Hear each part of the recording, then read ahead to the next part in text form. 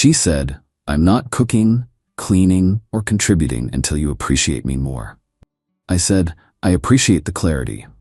Then I hired a housekeeper who moved into the spare room and actually paid rent. The eviction notice I served her listed non-contributing tenant as the reason.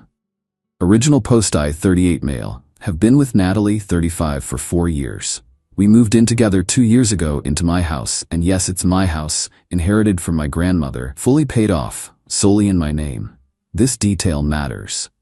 When Natalie moved in, we agreed she'd contribute $800 a month toward utilities and groceries since she wasn't paying rent. She had a decent job as a marketing coordinator, made about $65K a year. I made $95 as a project manager. Life was good, or so I thought. 6 months ago, things started changing. She'd forget to transfer her monthly contribution, stopped cooking the 3 nights a week we'd agreed on. The house became messier because she'd stopped doing her share of cleaning. When I brought it up, she'd get defensive. "You're keeping score? That's toxic, Daniel." "I'm not keeping score. I'm asking you to do what we agreed. Relationships shouldn't be transactional." Meanwhile, I'm paying the property taxes, insurance, all repairs, most groceries, and doing 80% of the housework. But sure, I'm the toxic one. 3 weeks ago it came to a head. I came home from a brutal 12-hour day to find her on the couch, wine glass in hand, watching Netflix. Dishes piled in the sink, her breakfast and lunch, laundry overflowing, mostly hers, and she hadn't even started dinner despite it being her night. "Hey, what's for dinner?" I asked, trying to stay calm. She paused her show, looked at me with this expression like I'd asked her to solve world hunger, and said, "I'm done, Daniel. I'm not cooking, cleaning, or contributing financially until you appreciate me more. You take me for granted." I stood there, exhausted, looking at this woman who hadn't contributed her share in 3 months, and something just clicked. "I appreciate the clarity," I said. She smirked, thinking she'd won. "Good. Maybe now you'll understand my value." "Oh, I do, completely." That weekend, while she was at her sister's, I made some changes. Update 1. So after Natalie's declaration of independence from adult responsibilities, I did some math. Her $800 a month she hadn't paid in 3 months equals $2,400. The cooking, cleaning, general household maintenance I'd been covering solo, priceless, but also replaceable. I posted an ad, room for rent in nice house, $600 month, utilities included. Bonus, reduced rent if you're willing to help with household duties. Got tons of responses. One stood out. Maria, a 52-year-old woman who'd just divorced and needed a fresh start. She was a professional housekeeper at a hotel chain, looking for evening work too. We met for coffee. "So here's the deal," I explained. "Room for $600, but if you're willing to cook 3 nights a week and help with cleaning, I'll drop it to $400. Her eyes lit up. "I love cooking, and cleaning is literally my job. When can I move in?" "This weekend work?" When Natalie came back Sunday evening, Maria was already moved into the spare bedroom, her stuff neatly organized. I was in the kitchen helping Maria prep meal ingredients for the week. Natalie walked in and froze. "Who is this?" "This is Maria, our new housemate." "Maria, this is Natalie." "Housemate? Daniel, what the hell?" "Well, you said you weren't contributing anymore. I needed help with the house. Maria's helping with cooking and cleaning, plus paying rent. Win-win." Natalie's face went through about 12 emotions. You can't just move someone in without discussing it. You're right. Kind of like how you can't just stop contributing without discussion. But here we are. Maria, bless her, just smiled and continued chopping vegetables. "I'm making lasagna tonight. There's enough for everyone." "That lasagna? Restaurant quality." Natalie ate it in angry silence while Maria and I discussed meal plans for the week. Later that night, Natalie cornered me in our bedroom. "This is insane. You moved a stranger into our house to make a point?" "My house," I corrected. "And she's not here to make a point. She's here because she pays rent and actually contributes. Unlike some people." "Are you seriously comparing me to the maid? Housekeeper? And she's also a tenant who pays on time, so no, the comparison wouldn't be fair to Maria. She slept on the couch that night. Her choice." Update 2. The next 2 weeks were interesting. Maria was everything Natalie wasn't. House was spotless. Meals were incredible. This woman could make a gourmet feast out of leftovers. She'd quietly go about her business, humming while she worked, genuinely happy. Meanwhile, Natalie was losing her mind. She'd come home to find Maria and me eating dinner together, laughing about something from our days. "Oh, don't let me interrupt your date," she'd say acidly. "It's not a date," I'd respond. "We're just two contributing members of the household enjoying a meal one of us cooked." Tuesday of week 2, Natalie tried to assert dominance, started leaving her stuff everywhere, making messes deliberately. Maria just cleaned around them, leaving Natalie's things in neat piles outside her bedroom door. We'd moved Natalie to the smaller guest room since Maria was paying for the larger spare room. "Your girlfriend seems upset," Maria mentioned while making breakfast. "Ex-girlfriend," I corrected. "Oh, since when?" "Since she decided being an adult was too much work." Natalie overheard and stormed in. "We're not broken up, we're working through issues." "What work are you doing exactly?" I asked. Because from where I'm sitting, Maria's doing all the work. That's when Natalie made her first mistake. She turned on Maria. "You think you're so special? He'll get tired of you too, honey. Hope you're not getting too comfortable." Maria, this wonderful woman, just smiled. "I'm very comfortable, actually. The room is lovely, rent's affordable, and Daniel's a respectful landlord. Why would I leave?" "Landlord? Is that what he's calling himself?" "Well, that's what someone who owns a house and rents rooms is called," Maria said pleasantly, then turned to me. "Daniel, I found this great recipe for Thursday. Mind if I use the good cookware?" "Use whatever you need." Natalie glared at us both and stomped off. But I knew she was planning something. Her sister Jenna started texting me about how I was emotionally abusing Natalie by replacing her with hired help. Thursday morning, I found out what Natalie's plan was. Update 3. Thursday started with drama. I woke up to Natalie on the phone with someone, speaking loudly enough to wake the whole house. "Yes, officer? I'm being illegally evicted from my home. My boyfriend moved another woman in and is trying to force me out." "Yes, I've lived here for 2 years. No, I'm not on the lease, but I have tenant rights." "Really?" She was really going there? 30 minutes later, 2 cops showed up. Natalie had put on quite the performance, tears, shaking, the works. "Sir, we received a complaint about an illegal eviction." "No eviction happening, officers. She's free to stay as long as she wants." Natalie's face fell. "But he moved another woman in." "A paying tenant," I clarified, showing them Maria's rental agreement. "The house has 3 bedrooms. My girlfriend decided she no longer wanted to contribute financially or otherwise, so I rented out the spare room." The younger cop looked confused. "So, you're all living here together?" "Yep, she's welcome to stay. She just has to live with the consequences of her choices." The older cop, who'd clearly seen everything, turned to Natalie. "Ma'am, unless he's preventing you from entering or removing your belongings, there's no illegal eviction. He can rent rooms in his own house, but he's trying to replace me." "That's a relationship issue, not a legal one." After they left, Natalie was furious. But Maria? Maria had made coffee and muffins for everyone, including the officers who politely declined but appreciated the gesture. "You're a real piece of work," Natalie hissed at me. "I learned from the best." That afternoon, while I was at work, Natalie made her second mistake. She tried to intimidate Maria. According to Maria and my security cameras, Natalie got in her face, called her a pathetic old woman desperate for male attention, and suggested she watch her back. Maria just laughed. "Honey, I raised 3 kids and survived a 20-year marriage to a narcissist. You don't scare me. Now excuse me, I need to start dinner prep." When I got home and saw the footage, I'd had enough. I called my lawyer buddy, Ricardo. "Can I evict her?" "She's not a tenant, right? No lease, no rent payments?" "Correct. Actually, she owes me about $2,400 in back contributions we'd agreed on." "Then she's a guest. In most states, you can ask a guest to leave with reasonable notice. If she's threatening other tenants, though." That night at dinner, Maria made incredible fish tacos. I handed Natalie an envelope. "What's this?" 30-day notice to vacate. You're no longer welcome as a guest in my home." She opened it, read it, and laughed. "You can't evict me. I have rights." As Ricardo explained, that's his law firm on the letterhead. You're a guest who's worn out their welcome.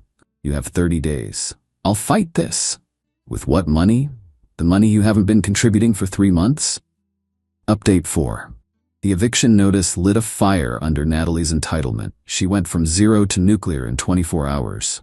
First, she called my mom. My mom, crying about how I was throwing her on the street and choosing a random woman over our relationship. Mom called me, concerned. Daniel, Natalie says you evicted her? Mom, she stopped contributing anything 3 months ago, announced she wouldn't cook, clean, or pay anything until I appreciated her more, and I gave her 30 days notice. That's not throwing her on the street. She said you moved another woman in? A paying tenant who actually helps around the house. Long pause. The house Grandma left you? The very same. Good. Grandma would have kicked her out after month 1 of no rent. God, I love my mom. But Natalie wasn't done. She started a social media campaign, posted everywhere about how I was a textbook narcissist who financially abused her by making her pay to live with her boyfriend and then discarded her for a younger model. Couple problems with her narrative. 1. Maria was 17 years older than her. 2. I had screenshots of our original agreement about contributions. 3. Several mutual friends had heard her bragging about how she trained me to stop asking for money. Her post backfired spectacularly. Comments ranged from, "Wait, you lived rent-free in his house," to, "So you stopped contributing and you're surprised he got help?" Best comment came from my buddy Victor. "Natalie, you literally told me 2 months ago you were winning because he stopped asking for rent money. This you?" With a screenshot of her text to him. She deleted the post within hours. Friday morning, Natalie made her third and fatal mistake. She tried to sabotage Maria's immigration status. Yeah, she went there. Called ICE claiming Maria was illegal and stealing American jobs. Plot twist. Maria was born in Ohio. Her parents immigrated from Guatemala in the 60s. She was as American as apple pie, just happened to be bilingual. When ICE showed up, yes, they actually came, Maria handled it like a champion. Showed her documents, explained the situation, and even offered them some fresh-baked cookies. The agents were apologetic and annoyed about the false report. "Happens more than you'd think," one said. "People weaponizing us for personal disputes." I'd been at work but came home immediately when Maria called. Found Natalie in the living room, smirking. "Problem, Daniel? You called immigration on a US citizen because you're jealous. I didn't know she was legal." "You didn't know she was legal? She's from Cleveland. She speaks Spanish. So does my high school Spanish teacher. Should we deport Mr. Henderson too?" That's when I made a decision. Ricardo had mentioned something about false reports and harassment. Time to document everything properly. Update 5. That weekend, I installed more security cameras with proper notice to all residents, of course. Natalie was spiraling, and I wanted everything documented. Saturday, she changed tactics. Suddenly, she was sweet Natalie again. Made breakfast, first time in 4 months, cleaned the bathroom, even did laundry. Then came to me with tears in her eyes. "Danny, I'm sorry. I see now how wrong I was. Can we start over?" "Sure. Pay the $20,400 you owe, start contributing going forward, and find somewhere else to live in 25 days. The mask dropped instantly. "You're really going to throw away 4 years over money?" "No, I'm throwing away 4 years over respect, accountability, and basic adulting. The money's just a symptom." She tried to seduce me that night. Came to my room in lingerie I'd bought her last Valentine's. "Remember how good we were together?" "Were we though? Because I remember me doing most of the work while you complained it wasn't enough." "That's not fair.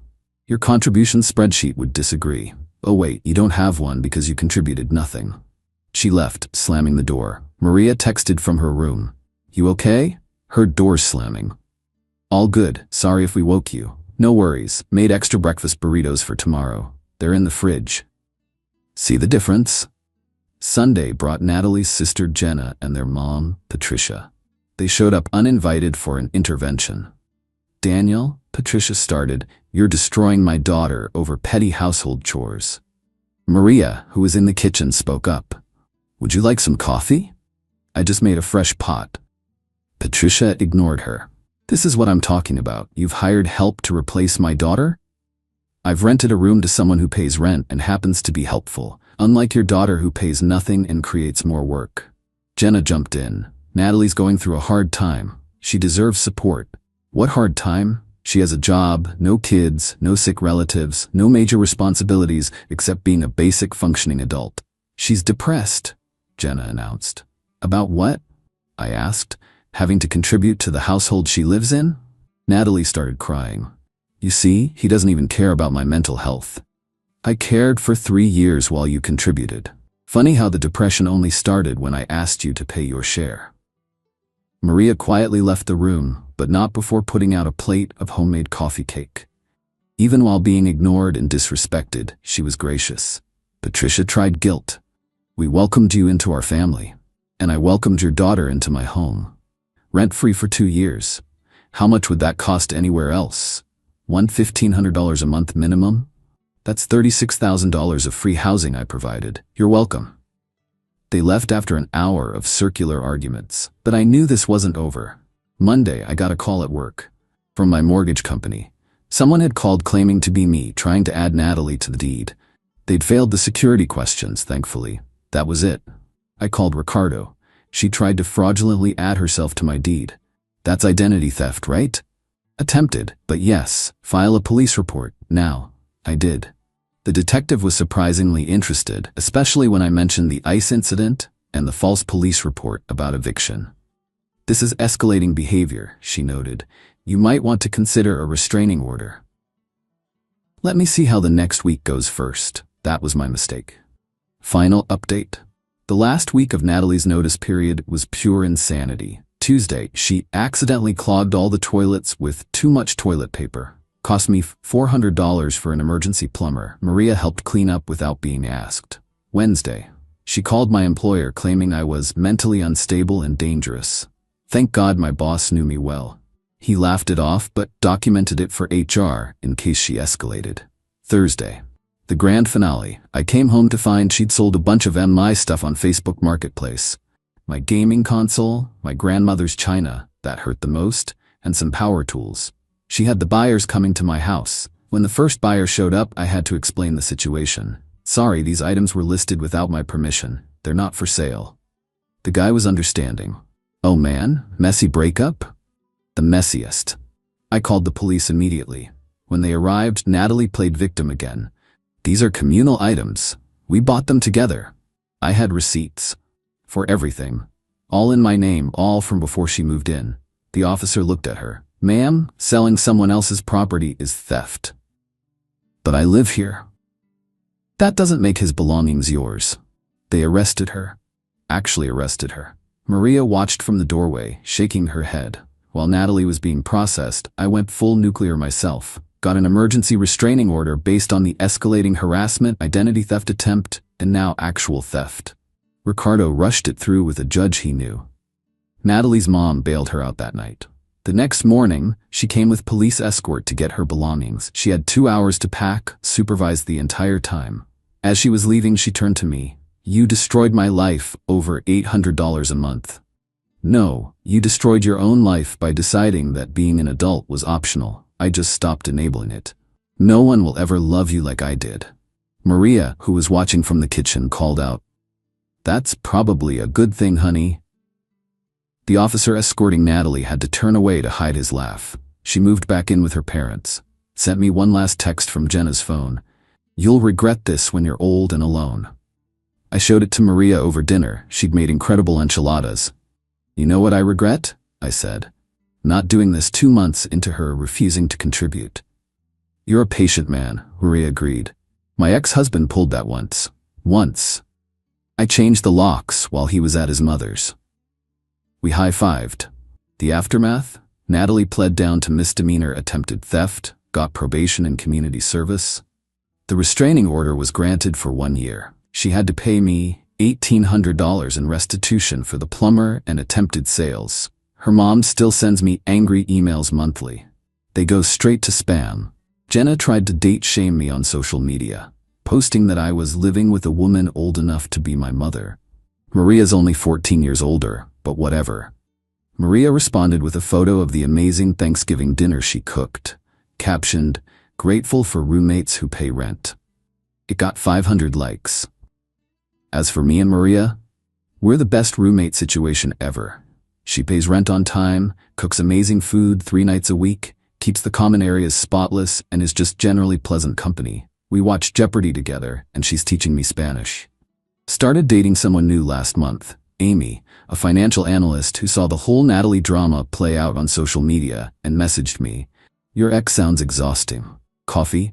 When Amy came over for dinner, Maria made her famous lamb chops.